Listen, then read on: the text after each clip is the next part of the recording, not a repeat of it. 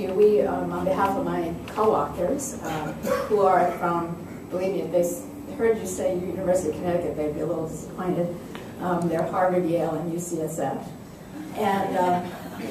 And that was by purpose. There's quite a backstory to the article. So there are a couple words I think I would use to describe the backstory. One is purpose, and the other is persistence.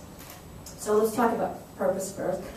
The genesis of the article came from my attendance of the first medical home summit that was held in February, March of 2009 in Philadelphia. There must have been at least 300 to 400 people in this ballroom in a hotel in Philadelphia talking about the medical home and trying to define it and figure out what it was and whatever. And I left there thinking I was the only pharmacist in this room, which was not an odd position for me to be in, but one that consistently is disappointing. So sometimes when I am frustrated or mad, I write as a way of therapy. And so that's how this began. So on the train ride back, I had 3 hours or whatever to write. So I wrote what I thought was a halfway decent, expanded outline, let's call it. And got home and polished it up and thought, well, how easy would this be to get published in journals that were part of the guiding principles for the medical home? Seemed really logical to me. The purpose was really to raise the conversation at a national level to get pharmacists in the conversation. Because at this meeting for 2 days, I heard absolutely nothing about medication, nothing about pharmacy, pharmacists, nothing even close. So that's the purpose.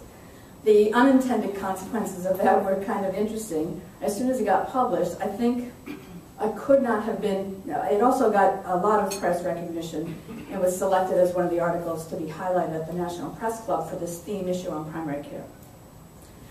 So I think I got out of that National Press Club engagement, and I know I just literally sat down at Union Station. For those of you from DC, you know it's 10 minutes away. And immediately I had a text message, and the first person who texted me was Henry Manasseh. So I thought, well, that's good. And then I got one from Bill Zellmer, and I thought, well, that's good. And so I thought, well, that's within pharmacy. But it was nice to see that it reconnected me personally with a lot of people in the profession. And there was one person who's a very prominent director of pharmacy who probably within a week emailed me and said, do you remember me from my days at ASHP? And I said, of course. He said, well, you know, I'm going into this meeting at like 11 o'clock, and it was about 9:30, and I'm going to use your article because I think it's what's going to tip the conversation over the hump to get some resources for us to be involved. And I said, great, let me know.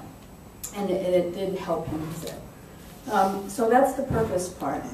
The persistence part is, as Richard Talley told me this morning, all great works of literature have been rejected many times. So to finish the story, I thought, well, certainly these two premier medical journals would be very vested in, one to talk about the medical home, but I learned very quickly they were, but not about pharmacy. So I let it sit for about 6 months. And maybe that's like the good wine ages or something like that, or cheese.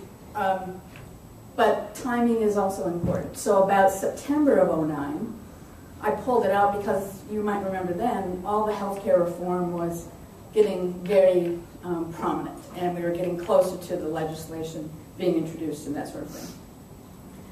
And decided to rewrite the article, scrapped all my first authors, or co-authors, because that wasn't getting us the attention I needed. And got this new panel of authors, which is the one that was kind of like the winning team, I guess you'd call it, and decided to spin it with a health policy spin as opposed to something more traditional around practice. And was very pleased that we were able to get that in health affairs. And I guess the last thing a person actually who really deserves a lot of thanks, not just our co-authors, is Sarah Dine, who's the deputy editor at Health Affairs, because she took what was a rather mundane, vanilla title like the role of pharmacist in the medical home, blah, blah, blah, and turned it into the bold title of why pharmacists belong in the medical home. So thank you for the recognition, and it certainly inspires us to keep working in this field. Thanks.